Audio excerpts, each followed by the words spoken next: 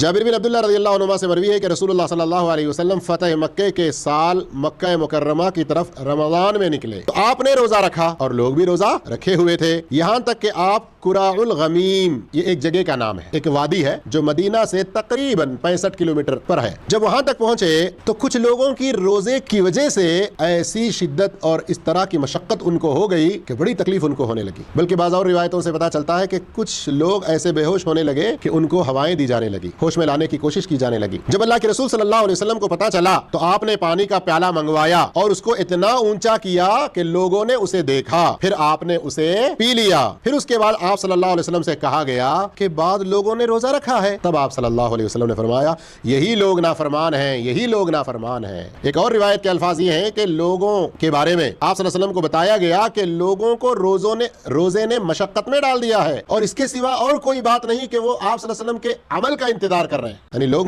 مشقت میں تکلیف میں تو ہے روزے کی وجہ سے، لیکن اللہ کے رسول روزہ رکھے ہم کیسا توڑ دیں؟ اس طرح وہ لوگ سوچ میں ہیں، انتظار میں ہیں۔ تب آپ صلی اللہ علیہ وسلم نے عصر کے بعد، اللہ اکبر، غور کیجئے، عصر کے بعد پانی کا پیالہ منگوایا، اسے اتنا اٹھایا کہ لوگ دیکھیں، پھر پیا۔ میرے بھائیو، اس حدیث میں بھی اگر آپ ذرا غور کریں تو اسلام دین رحمت، اللہ رب رحیم اور ہمارے نبی محمد صلی اللہ علیہ وسلم رحمت للعالمین، اس کی ایک واضح شکل اس حدیث میں نظر آتی ہے۔